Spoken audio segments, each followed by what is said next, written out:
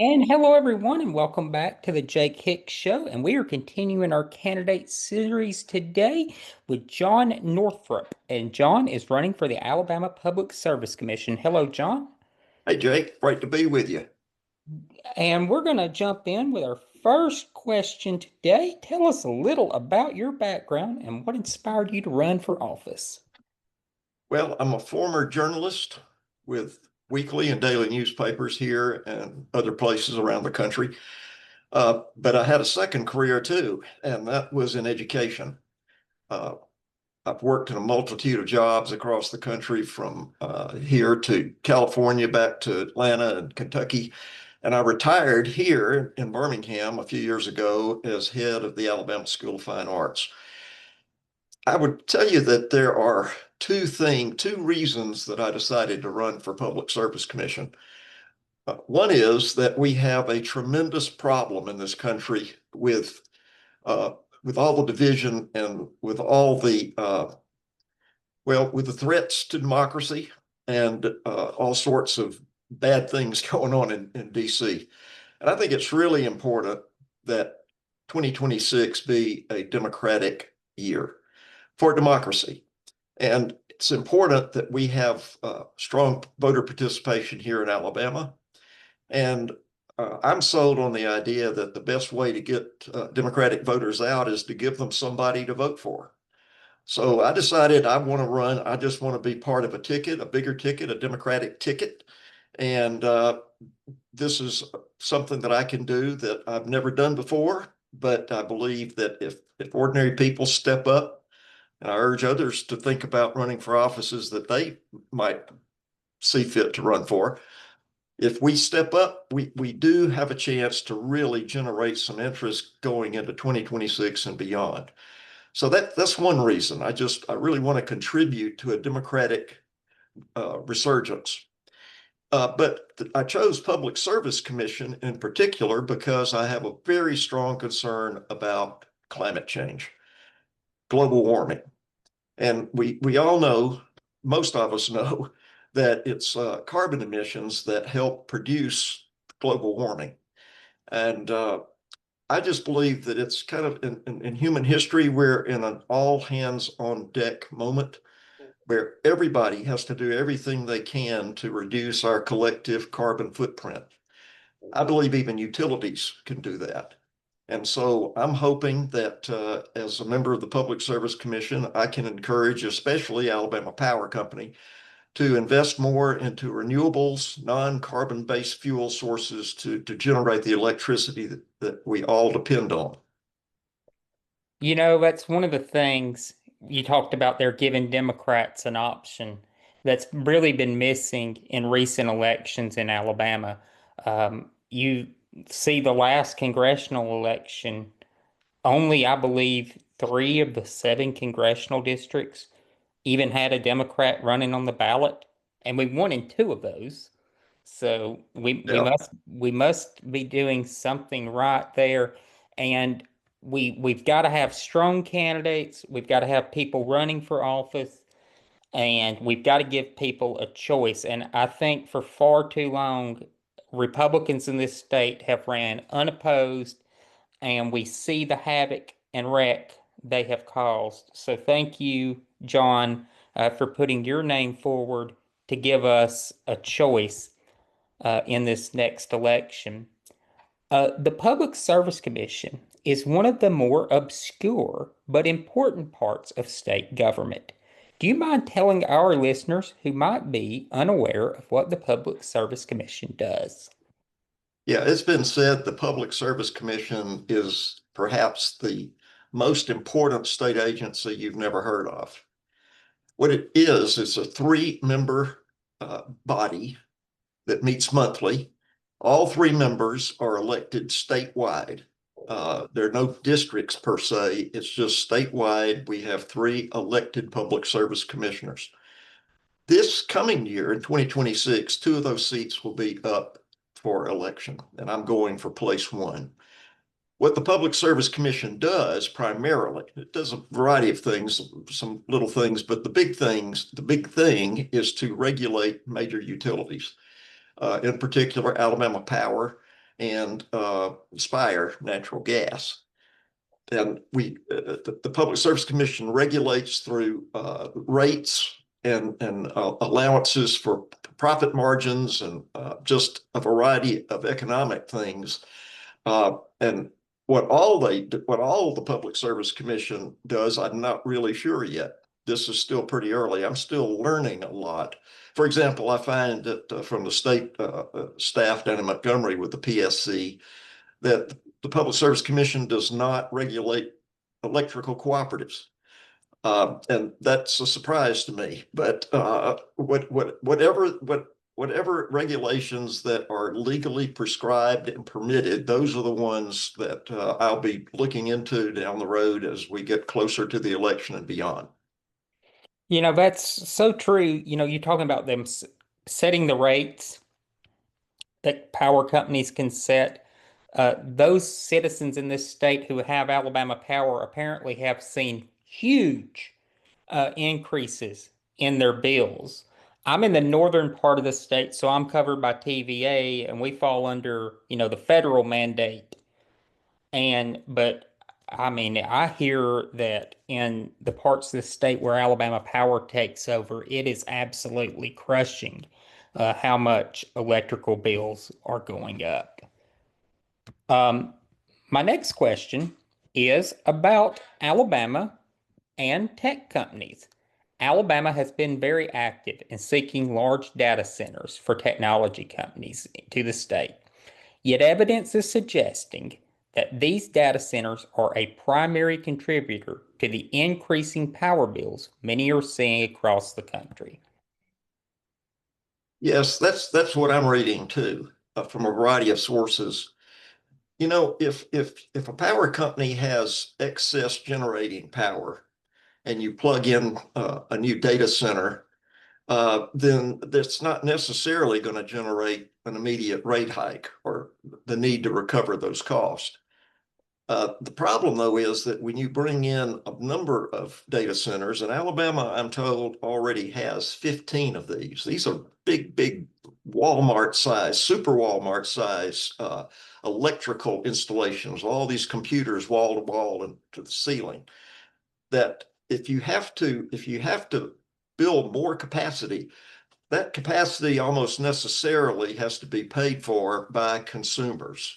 And Alabama residential, commercial consumers. So it seems to me that what we need to be looking at is how to make sure that if we're going to keep encouraging, inviting, and supporting these huge data centers, and that have a lot to do with artificial intelligence.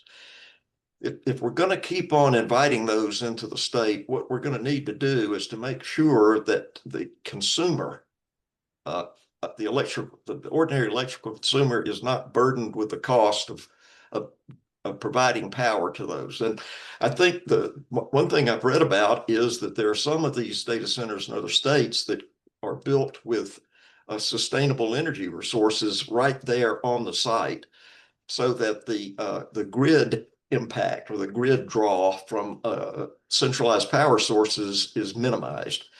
And I think that whatever the Public Service Commission can do to encourage or require, and again, I'm not sure how powerful the PSC is in this, but whatever the Public Service Commission can do to make sure that consumers don't have to eat those new costs, that's what I'm going to be looking into helping make happen. The big thing that I'm interested in this debate is how much tax abatement the state has given to get these data centers in the state. Are we seeing the economic benefit of allowing these huge companies to come in and make billions and in some cases trillions of dollars? Are we just, for lack of a better word, pissing that money away as a state? Are we giving it away for free? And that's something I think is a very serious concern.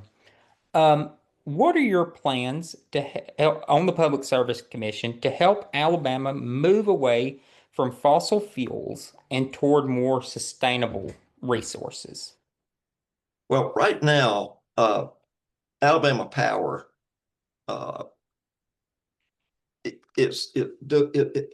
if anything, it discourages, it disincentivizes people from making their personal investments in rooftop solar or whatever. For, uh, because what the power company does is to charge essentially a surplus or surcharge atop of your power bill to pay for your access to the grid. In other words, you put a solar panel on your roof that generates a lot of your power, but when the sun goes down and you have to draw down from the Alabama Power grid, you're going to pay not just the cost of the power, but you're paying a surcharge for being connected. That's a strong disincentive, and I think that what we have to do is to take a real close look at that whole scheme and in context with other things that we can do to make sure that Alabama Power is incentivized to essentially incentivize consumers to move in the right direction. I'd like to see, what I'd really like to see is for the PSC to set essentially numerical goals to say, okay, in year 2027, the power company will have uh, one way and the other managed to tie in another 10% of households into solar installation and participation. And then the year after that, another 10%. Or maybe set it up instead of percentages, just numbers of installations. I think that if we essentially ask the power company to get more into the solar and wind and renewable energy picture, then people gravitate in that way.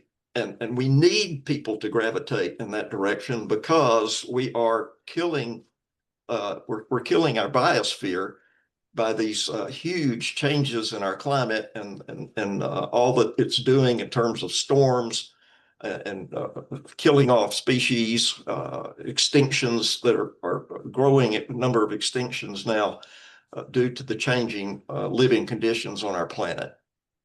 One of the most, in my opinion, destructive executive orders that we saw with this new administration occurred on day one, and where the Trump administration de-incentivized wind energy, they de-incentivized solar, and anything besides fossil fuels and primarily coal. The Trump administration is talking about bringing coal plants that have been shuttered for a decade plus back online. And we have the ability with wind. We have the Gulf of Coast, the Gulf of Mexico here in the state of Alabama, and it could produce tremendous amounts of power from the wind resources, but we're being prevented to from Washington because apparently Donald Trump cares about birds that might get in the crosshairs of the wind turbines. I never knew Donald Trump was such a bird watcher. I don't think he is. I think it might have something to do with his campaign contributors. Yeah, I think it might. What would you say to voters who live in the Tennessee Valley, who receive electrical power from TVA, and whose rates are controlled by the federal government, who think that this election really doesn't affect them? Well, I think I'd say three things. First of all, do you have family or close friends who live south of you in the Alabama Power coverage area? If so, you might be concerned about the power rates that they're paying. You might want them to get whatever breaks are due. Okay. Uh, Second, regardless of where you live, Alabama Power's emissions and all carbon emissions are affecting you. There's no hard physical barrier between the Tennessee River and the south of the state. So if you care about the overall carbon emissions, you really want the largest utility in the state to be participating in mitigating the source of the problem. Okay. And I'd say one other thing, and this is another thing I'm still trying to learn about. The fact is that Alabama Power and TVA don't live completely separate lives anyway. There is interoperability. There are power swaps that go on, and there's no doubt a very complicated set of economics that have that are affected by that. And so I don't really understand at this point exactly how Alabama Power may affect TVA and vice versa. But one thing that we do know for sure, and that is down the road, sooner than later, we're going to have to make major investments in an old electrical grid. And so that's been set up over many decades, over many different generations of technology that are tied together now. But we're going to need to get to the point where we have a very robust national grid where we can swap power all the way with Kansas and North Dakota, where the wind blows and the sun shines too, a lot more than it does right here in mid Alabama. So we need a PSC that's going to be tuned in to the need for good, solid investments in the grid in accordance with national standards, whatever they turn out to be, and fully in step with all the changes that are going to have to take place to save us from greater and greater carbon emissions. I totally agree. And one of the things we discovered a couple years ago, you talking about the aging grid, is when Texas had that winter storm, because Texas thinks they're so special, Texas has essentially set up a separate electrical grid that is separate from the rest of the nation. So the rest of the country couldn't send power to Texas to help them with their outages. That, in my opinion, is ridiculous. The federal government should be putting its foot down and saying, no, you're going to be connecting to the rest of the nation's grid, and we're all going to, you have the eastern connected and the western connected. I believe it's divided by the Missouri River is the demarcation line between the two. And your part of Texas will be connected to one, and part of Texas will be connected to the other because Texas is so large. You could essentially have that demarcation. But I agree. Our electrical grid is in terrible, terrible shape, and I I'd it's like to give you a footnote on the Texas failure, by the way. okay. Uh, there was a lot made of how Texas has so much wind power, Hmm. electrical energy. And see, this is what happens when Texas power failed. This is what happens when you depend on something like wind and solar. Well, that's not the case. Wind and solar were totally productive during that crisis. What failed was the safeguards against super cold weather affecting gas driven power plants. So it's kind of like the traditional stuff failed, and we couldn't plug in and help them out because we're not connected to them. But the fact of it is that they had made some investments which took the edge, some sustainable energy investments that took the edge off what could have been an even worse situation. Yes, they would have frozen much more than they already did. What do you believe is the biggest threat currently facing the electrical grid in the state? Well, I think the most immediate thing is more of a localized threat. We're seeing storms getting bigger, stronger, more destructive. A lot of it, a lot of these storms, the worst damage they do is flooding because you have these huge concentrations of water vapor in the air now generated by the heat from the ocean. And these things are coming down in water bombs from place to place to place. Again, Texas, where the Guadalupe river problem from a year ago. Uh, so but that's kind of like, okay, Russian roulette. Storm hits here, it hits there. If it hits here, it hits big and it makes big damage. And so I'm not sure we can do anything about that right away, but we need to be aware that the threat is only going to grow. And so the threat that we can manage is to stop producing the carbon that drives global temperatures, which drives climate change, and we can pay real attention to the best thinking and the technical advances to create a more secure grid. Uh, I'm not an electrical engineer and I'm not a civil engineer, so I'm not exactly sure what those approaches might be. But as member of the Public Service Commission, I would want to investigate and be sure that we consider all the possible improvements that we're going to need on the grid. Totally agree there. One of the things also that I think is an underreported thing talking about the electrical grid is we've been seeing stories over the past few years of where these domestic terrorists have been attacking electrical substations because of some bizarre conspiracy theory that I've not been really interested to go down that rabbit hole that far.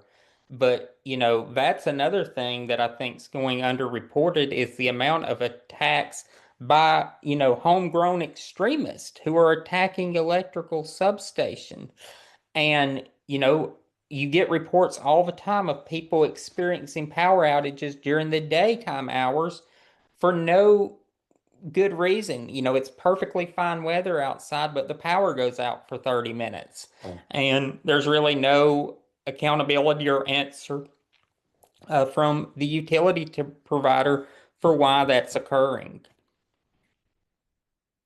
Do you believe That's something else to be aware of for sure. do, do you believe that members of the Public Service Commission should accept campaign contributions from industries they regulate? Well, of course not. I mean, that's an open and shut case there. Uh, Unfortunately, it's not usually like it's not like the gas company and the power company just write you a check as a candidate. Typically, what happens is that the word goes out inside the operation that there's a particular candidate. Oh, we're having a smoke alarm go off in our hallway now. I don't know if you can hear that, but Uh-oh. at any rate, we're not on fire, that's for sure. But at any rate, uh, where was we? We were talking about campaign contributions. Oh yeah. The problem is that there seemed to be the way it works is that the companies pass word to their executives that there's a favored candidate in this race or that, and those executives, out of their personal money, which no doubt they're paid by, by the power company, make contributions. So it's kind of like a shadow economy there in contributions. Uh, my position is that I will take good faith money from any individual, uh, and I will report those donations as required under state law. Every month now, all of us running for office in the state offices have to make a financial disclosure statement to the state Secretary of State's office. So I'll do that. I'm going to make sure that whoever donates to me is going to be on the register. But I can also assure people that whether or not I know exactly who those people are, nobody's going to get any favored treatment from me. Uh, I'm going to be there for the consumer, primarily for the consumer. Now, I do believe that when it comes down to setting rates and making big decisions affecting the utilities, that a public service commissioner has to have an open mind, open ears, and needs to be fair-minded and really consider the facts, the cost and the benefits of whatever request might be before us. That I pledge. But uh, my main concern is not utility profits. My main concern is consumer prices. I you know, I think it's absurd that you can have these packs set up by Southern Company, Alabama Power, that will blast the airwaves next November talking about how bad these Democrats running for Public Service Commission are, and they're going to cause your lights to go out. They're doing it right now in Georgia. Georgia's Mhm. voting tomorrow on a Public Service Commission race, and there are ads all over the place because Republicans have had a really poor get out the vote effort, talking about how if Democrats win this election tomorrow, your lights are going to go out. And if you look at these PACs, they're funded by Southern Company over in Georgia. It's Georgia Power. And these are the industries they're regulating. It I'll give you one more, and then regardless of how that turns out in Georgia, here's a situation in Alabama. This is fascinating me. I just found this out a couple of weeks ago.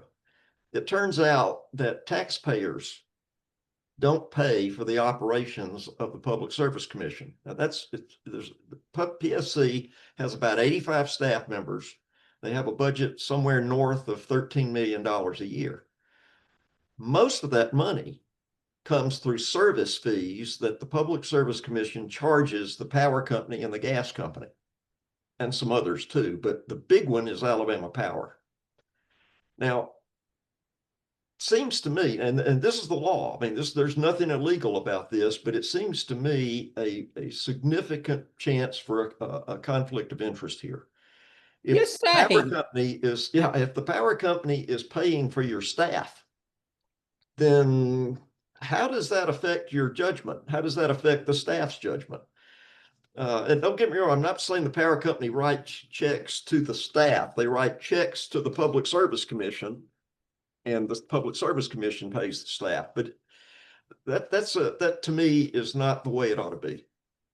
it seems like it, at some point, Alabama Power and Southern Company may ask for a tax write-off for funding a portion of state government, their little governmental wing over here at the Public Service Commission. Wow, I was unaware of that too. That's outrageous. Um, One of the things I heard John speak a couple weeks ago, and John was talking about the dangers of AI. And I want you to tell us about the dangers of unregulated AI and the threat it poses to the electrical grid.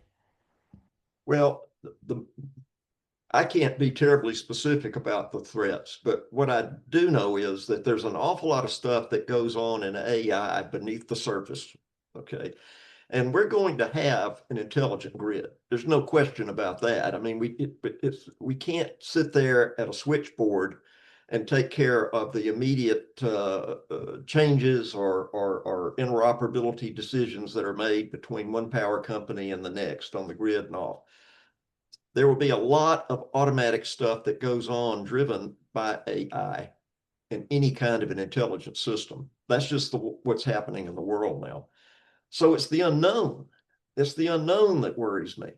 Uh, I'm not sure exactly what the Public Service Commission can do about that, but I do believe that we need to be informed about it. We need to understand what is making the grid work and what possibilities there are for serious consequences. So that'll be something I'll be paying attention to also. You know, I read a lot about AI and the dangers that it poses. And you have people that worked on it, 10, 15 years ago talking about that we need to shut it down. Not just a moratorium, shut it down until we can get it under control.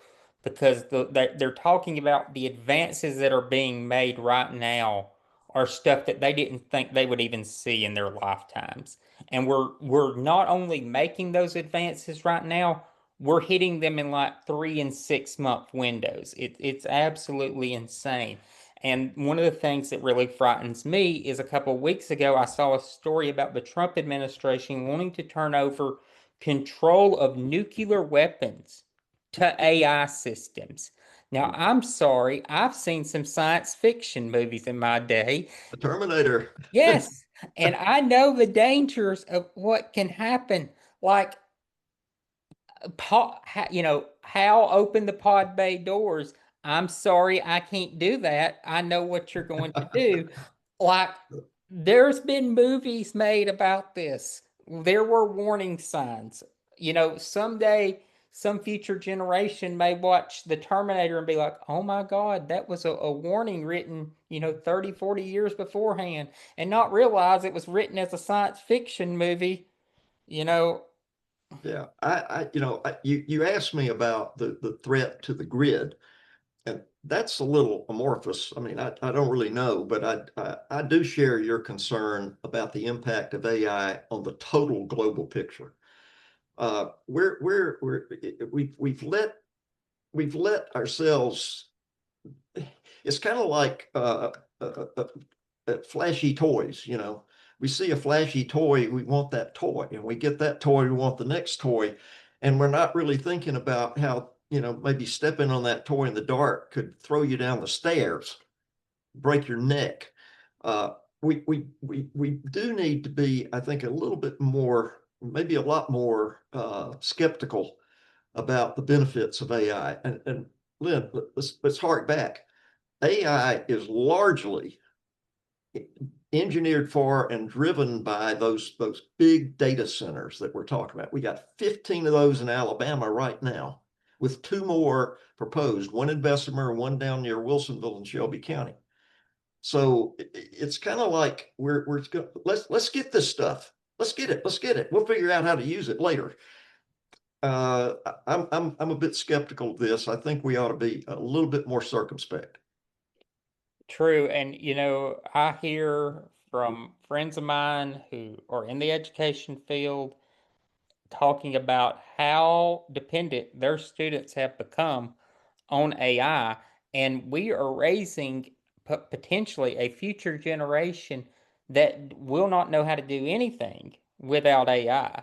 AI wrote their term papers through college, or AI wrote their resume. They don't even know what's on their resume. And that to me is another thing. The potential for fraud we have. You have people that have cheated their whole way through college, and now they've been handed a medical degree, and they're going to be on the operating table and they don't know what the hell they're doing. So Right. that's really scary. What is an uplifting story you've had from the campaign trail? Well, it's still early, so I expect lots. But I tell you, the inspiration so far has been to me. Uh, just every place I go, I'm meeting people who go to the trouble of telling me thank you for running. Uh, this can be again. I'm brand new to this. I've never run for an office since high school when I ran for vice president of the student council, and I lost. But this is kind of can be a lonely enterprise out there. Somebody putting himself or herself out there for the judgment of large numbers of people to decide, okay, are you worthy or are you not? Uh, so when people come up and say, thank you, we know that this is tough, but we appreciate your doing it. That's like fuel in the tank for me. And I really appreciate that. You know, Talking about lonely enterprise, Alabama is it's a medium-sized state. It's a manageable state to drive around, but you could spend 2 to 3 hours driving to somewhere and driving back. So 6 hours, potentially round trip, and you go speak to 20 people. And, you spend most of that time in the car and you spend an hour talking to those 20 people. And you're hoping that it makes an impact. And I have to hand it to you candidates who are putting your name out there and going through the trouble of going to speak to these groups. Y'all, to me, are just inspirations for what you're doing out there. Because Jake, thank you. And thank you for doing things like this because this helps spread the word. This helps give people hope. that I, we can get focused, we can get energetic, we can prevail. And it's very important that we do. you know, I'll I'll go ahead and tell my story. So back last November, I had a health scare at the end of a year, and it could have potentially been a fatal health scare. And I had a surgery back in February to correct that. And I was in the hospital for 13 days. It's in intensive care for 7 days. And, you know, one of the days after my surgery, the doctor came by and told me he almost lost me twice during the operation. I'm 36. So, that was like, oh my. And I'm not a religious person at all. But I said, there must be a reason I'm still here. And I believe my effort to help make Alabama a better place by electing people like you, helping promote people like you, and the other candidates who I've had on so far, Wayne and Ashley and Robert and Shane and Amanda, and I've got others coming on, in the future, is to make this state be as good as its people. Alabama has some amazing people, but we have some really terrible leaders right now in this state. And I, um, I thank you all so much for agreeing to come on and putting your name out there.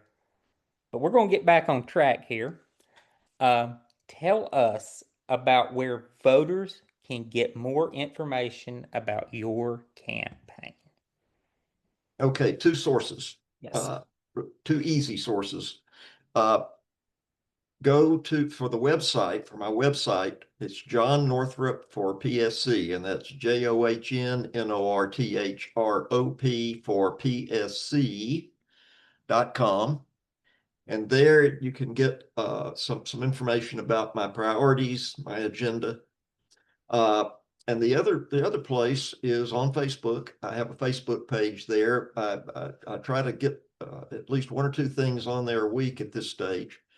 I'm hoping to have a picture on there within a couple of days showing me and with Will Boyd and with Wayne Rogers. We were together in a meeting today, downtown Birmingham business meeting, and got a picture, and I'm hoping to put that out there as soon as it gets to me.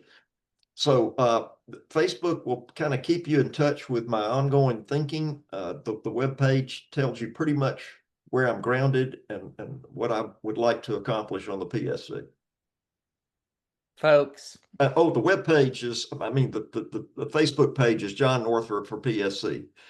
So, but both places. folks, I heard John speak a couple weeks ago, like I said, up in Marshall County at an event with a bunch of other great candidates, Shane Wheeler and Amanda Pushcheck, who are running for Congress in the 4th Congressional District of the state of Alabama, two amazing candidates who would do a much better job than the current representative from that district, Robert Adderholt, who has been in Congress half of my lifetime. Yeah, well over half actually, well over half my lifetime.